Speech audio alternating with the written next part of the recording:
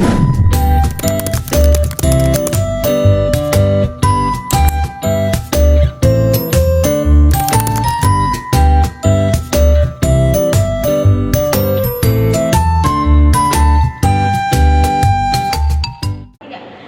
teman-teman semuanya, salam sejahtera untuk kita semua. Perkenalkan, nama saya Junta. Perkenalkan, nama saya Anita. Perkenalkan, nama saya Rukil. Perkenalkan, nama saya Joni. Berjudul Mari kita bahas lebih dalam. Dari latar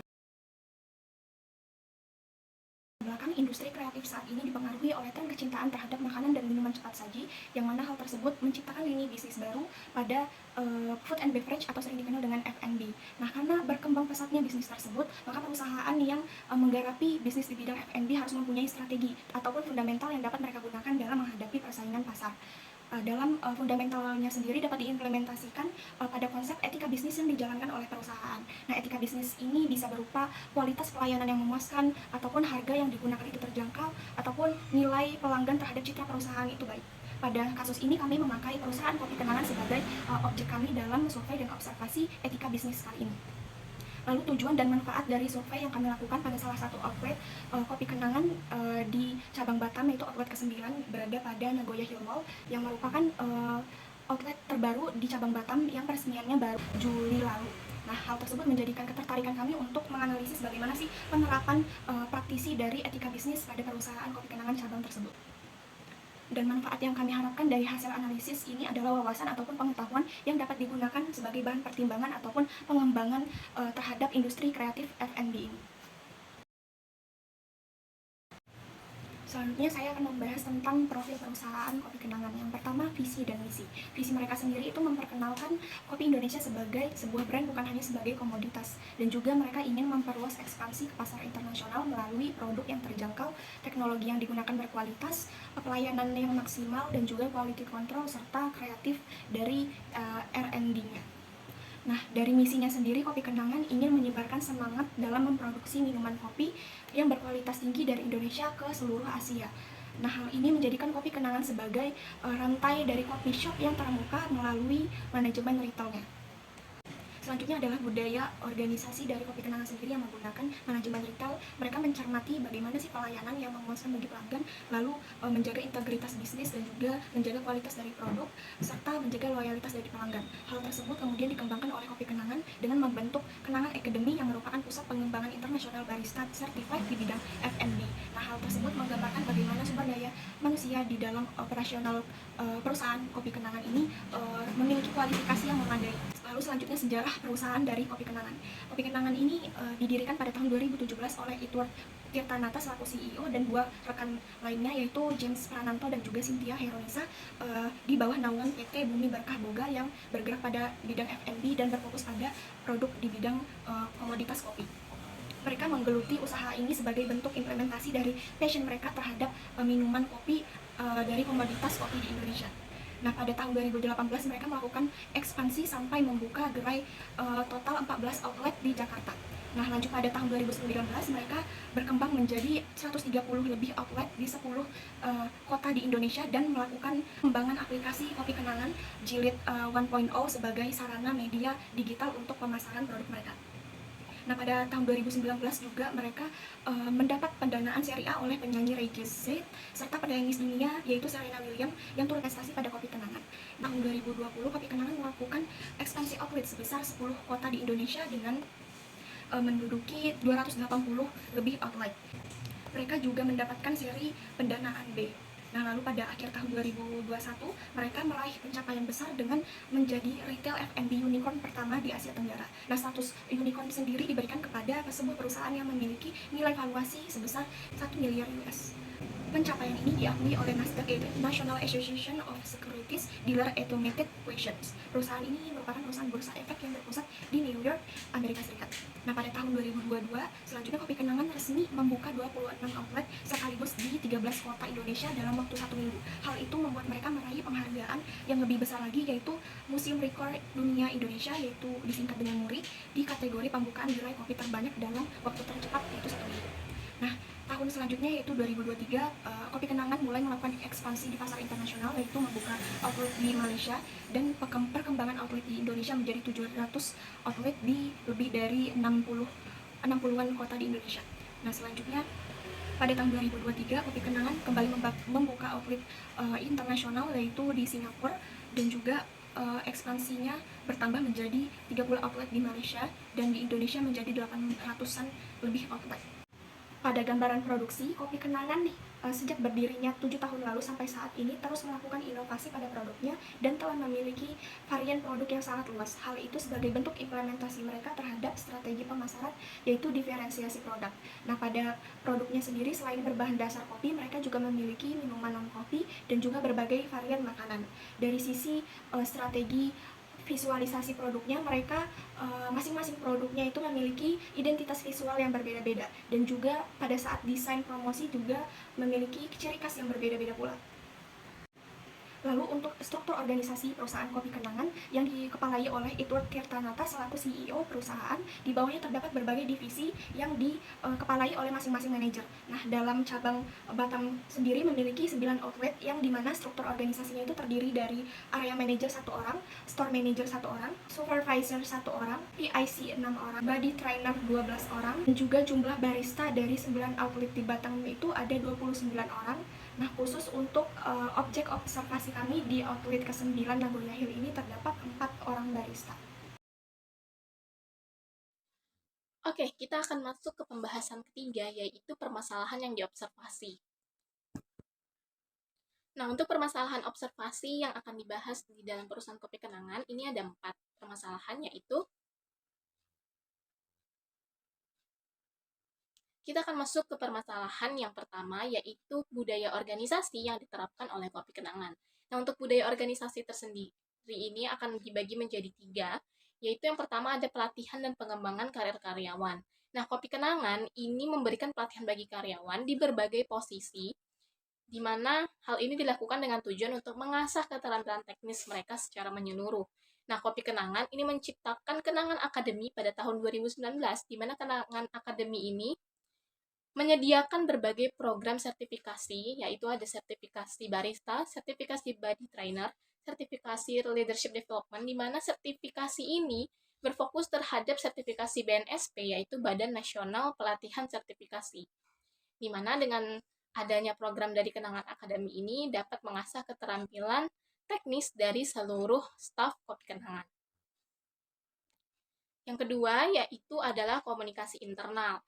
Nah, Kopi Kenangan ini menggunakan komunikasi internal ada 2 jalur. Yang pertama menggunakan teknologi digital, di mana komunikasi internal teknologi digital ini menggunakan 2 platform, yaitu WhatsApp dan juga email. Dengan adanya WhatsApp dan email, seluruh komunikasi dan juga informasi dari manajemen dapat tersampaikan secara akurat kepada setiap cabang-cabang di lapangan Kopi Kenangan. Nah, setiap harinya, Kopi Kenangan, seluruh cabang ini melakukan briefing harian dengan seluruh staf yang ada di cabang, yang biasanya ini dipimpin oleh supervisor, di mana mereka akan membahas target harian dan juga masalah yang dihadapi, sehingga dengan adanya tersebut, harapannya staf-staf yang lain dapat memberikan ide yang dapat menaikkan kinerja layanan dan juga penjualan. Selain kita masuk ke bagian ketiga, yaitu konsistensi layanan pelanggan, di mana hal ini berisi standar operasional prosedur Kopi Kenangan. Yang kedua ada monitoring audit secara berkala. Yang ketiga itu ada feedback pelanggan, yang terakhir ada budaya consumer centric. Oke, kita masuk ke permasalahan kedua, yaitu praktik perdagangan yang dijalankan oleh perusahaan Kopi Kenangan. Apakah ada indikasi pelanggaran terhadap aturan atau regulasi yang berlaku di Indonesia? Nah, Kopi Kenangan sendiri beroperasi sesuai dengan standar operasional prosedur industri makanan dan minuman Indonesia. Selama berjalannya usaha tersebut, Kopi Kenangan ini belum ditemukan adanya laporan atau indikasi yang menunjukkan bahwa adanya hal yang melanggar regulasi yang berlaku di Indonesia. Nah, berikut ini merupakan kepatuhan yang diterapkan Kopi Kenangan dalam menjalankan usahanya. Yang pertama adalah kepatuhan terhadap regulasi produk. Kopi Kenangan ini beroperasi di sektor makanan dan minuman yang diawasi secara ketat oleh Badan Pengawas Obat dan Makanan, yaitu BPOM. Kopi Kenangan juga berkomitmen memastikan bahwa semua produk yang disajikan ini sesuai dengan standar keamanan, kesehatan, dan kebersihan yang telah ditetapkan. Selanjutnya itu ada kepatuhan terhadap pengelolaan tenaga kerja atau UU Ketenagakerjaan. Kopi Kenangan mempekerjakan ribuan karyawan di berbagai cabang. Perusahaan Kopi Kenangan ini harus mematuhi Undang-Undang Ketenagakerjaan Indonesia yang mengatur hak pekerja. Selanjutnya ada kepatuhan terhadap pajak, dan yang terakhir ada kepatuhan harga dan juga promosi. Oke, sekarang kita masuk ke permasalahan ketiga, yaitu strategi perusahaan Kopi Kenangan dalam menghadapi persaingan pasar. Nah, yang pertama, mereka memanfaatkan teknologi dalam pemasaran dan penjualan. Seperti yang kita tahu, Kopi Kenangan mempunyai aplikasi mobile yang bernama Kopi Kenangan Indonesia. Nah, dengan adanya aplikasi mobile Kopi Kenangan Indonesia, ini tuh memberikan banyak sekali fitur loyalty program terhadap konsumen, di mana konsumen akan merasa sangat nyaman dan juga merasa beruntung karena mendapatkan promo atau diskon yang dapat ditukarkan dengan merchandise yang disediakan. Yang kedua, di zaman yang serba dengan teknologi digital ini, pastinya Kopi Kenangan itu juga memanfaatkan sosial media sebagai platform pemasaran seperti Instagram dan juga TikTok, di mana mereka memasarkan produk mereka. Dan Kopi Kenangan ini suka banget memposting promo-promo seperti buy one get one setiap harinya. Dan juga mereka berkolaborasi dengan influencer-influencer yang terkenal, sehingga memberikan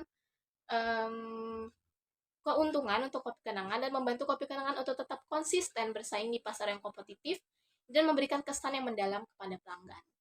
Nah, yang ketiga, mereka juga integrasi dengan e-commerce. Seperti yang kita tahu, tidak hanya menjual di toko offline, Kopi Kenangan ini juga bekerja sama dengan e-commerce online, yaitu Gojek atau GoFood, ada GrabFood, dan juga Shopee Food. Oke, setelah tadi memasarkan melalui teknologi digital, Kopi Kenangan ini juga melakukan ekspansi yang sangat cekatan dan luas, di mana mereka sudah membuka beberapa banyak cabang di seluruh kota di Indonesia, maupun itu kota kecil dan juga kota besar. Nah, hal ini tuh menarik atensi investor, tidak hanya di dalam negeri, namun juga di luar negeri. Dengan dukungan investor dan modal yang besar, Kopi Kenangan ini dapat berkembang pesat dan mulai memperluas jangkauan mereka ke luar negeri seperti negara-negara Asia, yaitu Singapura. Oke, sekarang kita bakal masuk ke permasalahan terakhir, yaitu praktek yang dilakukan oleh perusahaan Kopi Kenangan yang berkaitan dengan etika lingkungannya dan bagaimana mereka menjawab solusinya. Yang pertama adalah pengelolaan limbah produksi. Seperti yang kita tahu dari namanya saja, Kopi Kenangan ini menggunakan bahan baku utama, yaitu kopi, sebagai bahan baku utama minuman mereka. Nah, lalu bagaimana dengan ampas kopinya? Apakah mereka buang begitu saja? Tidak. Jadi, ampas kopi minuman ini menjadi atensi penting dalam Kopi Kenangan, di mana mereka mengelola agar tidak menjadi sampah yang bakal mencemari lingkungan. Nah, Kopi Kenangan berusaha mengelola ampas kopi ini menjadi pupuk organik, di mana Kopi Kenangan juga bekerja sama dengan Bell Living Lab untuk mengelola ampas kopi sebagai vegan leather atau kulit vegan, di mana hal ini mendukung produk ramah lingkungan dan mendukung untuk mengurangi penggunaan kulit hewan sebagai bahan baku tekstil. Nah, yang kedua, Kopi Kenangan juga pengelolaan limbah plastik dengan kemasan ramah lingkungan. Dalam industri makanan dan minuman, limbah plastik ini menjadi hal yang sangat penting karena sering terjadi masalah lingkungan. Nah, Kopi Kenangan sebenarnya belum bisa menerapkan kebijakan pengurangan plastik terhadap gelas minuman mereka, namun Kopi Kenangan ini sudah mulai mengganti kemasan plastik untuk makanan mereka menjadi kemasan kertas, dan juga Kopi Kenangan memberikan diskon spesial untuk pelanggan yang membawa tumbler sendiri. Hal ini untuk mendukung prosedur ramah lingkungan. Pembahasan yang bisa kami berikan dari hasil observasi kami yaitu yang pertama ada etika bisnis perdagangan, yang dimana mengatur bagaimana perusahaan berinteraksi di pasar secara adil dan bertanggung jawab. Kopi Kenangan perlu menjalankan bisnis dengan cara yang jujur dan transparan, termasuk memperlakukan kompetitor secara adil dan menghindari praktik-praktik yang dapat merugikan perusahaan lain atau pasar yang secara keseluruhan. Dalam hal ini, menjaga persaingan yang sehat dan harga yang wajar adalah langkah penting agar perusahaan dipercaya oleh konsumen dan mitra lainnya. Yang kedua ada etika pengendalian lingkungan, yang dimana dalam menjaga keberlanjutan lingkungan, Kopi Kenangan perlu berkomitmen pada praktik ramah lingkungan. Ini bisa berupa penggunaan kemasan yang mudah didaur ulang atau ramah lingkungan seperti gelas, kertas, dan sedotan, serta pengelolaan limbah produksi yang baik. Selain itu, efisiensi dalam penggunaan energi dan air juga penting untuk mengurangi jejak karbon perusahaan, mengingat jumlah gerai kopi kenangan yang terus bertambah. Yang ketiga ada etika perlindungan konsumen, yang dimana etika perlindungan konsumen menekan pada keamanan dan kualitas produk yang ditawarkan. Kopi kenangan bertanggung jawab menyediakan produk kopi yang aman dan memenuhi standar kualitas. Informasi yang diberikan kepada konsumen termasuk harga, komposisi, dan kandungan produk harus transparan agar konsumen merasa terlindungi dan dapat membuat keputusan pembelian yang tepat. Yang keempat adalah etika pemasaran. Dalam pemasaran, kopi kenangan perlu menjaga transparansi dan kejujuran agar tidak menyesatkan konsumen. Etika pemasaran berarti kopi kenangan harus menghindari klaim yang berlebihan atau iklan yang menyesatkan tentang produk. Strategi pemasaran yang jujur dan etis akan memperkuat brand image kopi kenangan, sekaligus membangun kepercayaan jangka panjang dengan konsumen. Berikut ada beberapa strategi yang digunakan kopi kenangan untuk memperluas perdagangannya. Yang pertama yaitu riset dan analisis pasar internasional. Sebelum memasuki pasar luar negeri, penting untuk melakukan riset dalam mengenai preferensi kopi di negara tujuan. Kopi kenangan harus menganalisis perilaku konsumen, potensi persaingan, dan regulasi setempat. Yang kedua adalah branding global dengan sentuhan budaya lokal. Kopi kenangan perlu menyesuaikan strategi branding agar sesuai dengan budaya lokal sembari mempertahankan identitas aslinya. Penggunaan media sosial dan kolaborasi dengan influencer lokal dapat mempercepat pengenalan brand kepada masyarakat setempat. Yang ketiga ada mengadaptasi strategi pemasaran, yang dimana kopi kenangan perlu menyesuaikan pemasaran sesuai budaya dan gaya hidup lokal. Strategi ini bisa berupa kampanye yang relevan dengan momen atau hari besar di negara tersebut. Yang keempat ada penekanan pada kualitas dan pengalaman pelanggan. Dalam pasar internasional kompetitif, kualitas produk dan layanan harus tetap terjaga. Pelatihan untuk staf lokal agar memiliki standar pelayanan yang serupa dengan Indonesia yang sangat penting. Berikut ada usulan perbaikan yang bisa kami berikan dari kami. Yang pertama ada kepedulian lingkungan yang lebih kuat, yaitu tingkat inisiatif berkelanjutan seperti program daur ulang dan pengurangan limbah. Ini dapat meningkatkan citra perusahaan dan menarik konsumen yang peduli lingkungan. Yang kedua ada promosi dan kolaborasi. Lakukan kolaborasi dengan influencer lokal dan kampanye media sosial untuk menjangkau audiens yang lebih luas. Penawaran promosi menarik juga dapat mendorong kunjungan ke gerai. Itu saja dari saya. Terima kasih. Selanjutnya saya akan menjelaskan kesimpulan dan caranya. Dalam penelitian ini tentang penerapan konsep etika bisnis perusahaan F&B, khususnya itu cabang kota kopi kenangan Batam, menunjukkan bahwa perusahaan ini telah menerapkan nilai-nilai etika bisnis untuk melakukan operasi dan mempertahankan reputasi brandnya. Adapun beberapa tindakan etis yang dapat dilakukan, antara lain itu transparansi dan kejujuran dalam memberikan informasi tentang barang dan harganya kepada pelanggan, yang mana ini dapat meningkatkan kepercayaan pelanggan dan meningkatkan persepsi positif tentang perusahaan itu sendiri ataupun outlet itu sendiri. Yang kedua itu tanggung jawab dalam melibatkan masyarakat lokal dengan memberikan informasi mengenai lapangan kerja bagi warga setempat, yang mana ini akan mempertingkatkan aspek lingkungan dalam operasionalnya, baik dalam menggunakan bahan-bahan rumah yang ramah lingkungan. Dan selanjutnya itu bagaimana penghargaan terhadap karyawan melalui pelatihan lingkungan kerja yang mendukung, yang mana ini akan memungkinkan karyawan untuk berkembang atau bekerja lebih optimal dan efektif lagi ke depannya. Secara keseluruhan itu implementasi etika bisnis pada kopi kenangan cabang Kota Batam ini itu menunjukkan bahwa perusahaan ini sendiri bertanggung jawab secara moral, dalam hukum juga, serta dalam menciptakan lingkungan kerja yang mendukung.